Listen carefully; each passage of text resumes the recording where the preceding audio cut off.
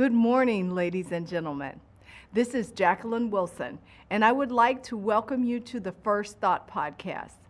Through our conversations, we seek to discover and learn the ways we can navigate through life's obstacles.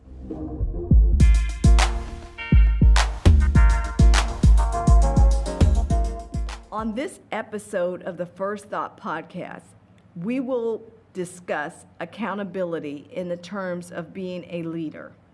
As a leader, you are accountable for all failures as well as any success. When things go wrong, people who don't hold themselves responsible can sometimes go in a spectator mode, which means that they tend to watch the failure happen from the side.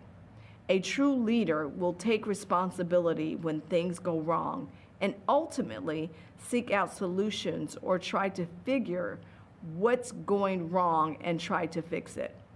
So accountability in a professional setting can determine success versus failure.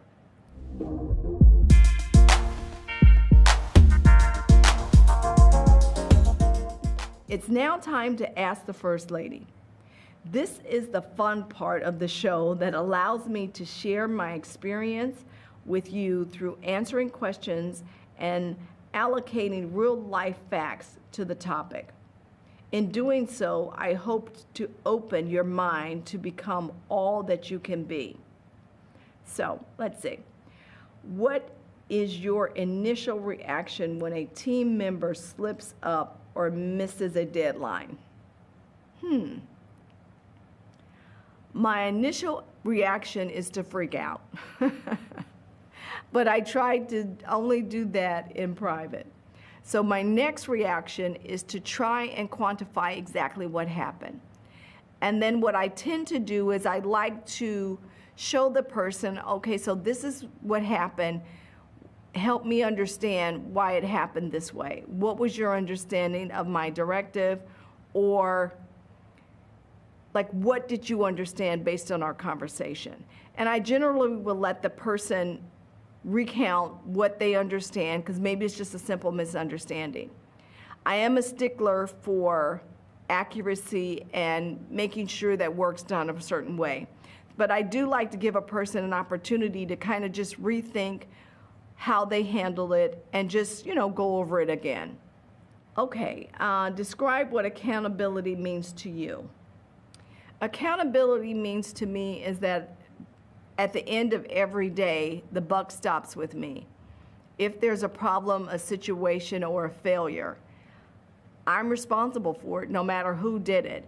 And so that leads me to want to make sure that things are accurate, timely, timelines are met, deadlines are met. So I am a stickler for just trying to get things done and not put it off to the following day. Is it important or less important in your opinion? I think accountability is very important. I think even if you don't have someone that is directly making you accountable, you should actually make yourself accountable. Set up goals, set a timeline, determine, okay, if I'm gonna lose weight, or if I'm gonna eat healthier, if I'm gonna read the Bible or study, for an exam, set a deadline, set timetables that are reasonable for you to reach. Okay, what role do you play in taking accountability? Well, I would say I take a key role. I try to be accountable for myself. I have to run a household, I run a program, and I'm the First Lady at a university. So I try to take accountability as often as possible. Because at the end of the day, it's going to be my responsibility if things go well or if they don't.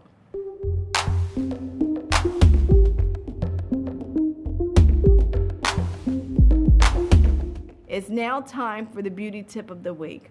And I've kind of shedded a little light on this in my other podcasts, but I would say, once again, always be prepared. Take time to make sure that your hygiene is accordingly, and for ladies and gentlemen, you really don't want to have too much perfume on, during the day. I love my perfume also, but you want to be cognizant. You don't want to have something just too much, overpowering.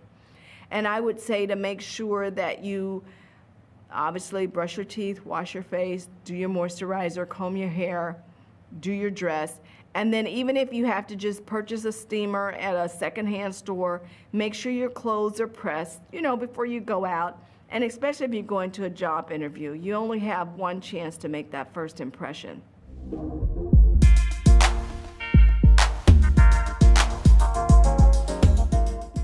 As this episode comes to a close, I want to make sure that we stay motivated, that all of us stay motivated. Being motivated influences action, desire, and needs. When thinking about how to stay motivated, there could be many different factors that can help you. One way to stay motivated is by setting small, measurable goals. Also, it is scientifically proven that creativity is boosted when you feel that the work you are doing is interesting. Motivation is one of the driving factors that can put you in a position to be successful. Well, ladies and gentlemen, that's all I have for you today, but I thank you so much for tuning in. Please, please, please rate this podcast positively, of course, and don't forget to subscribe.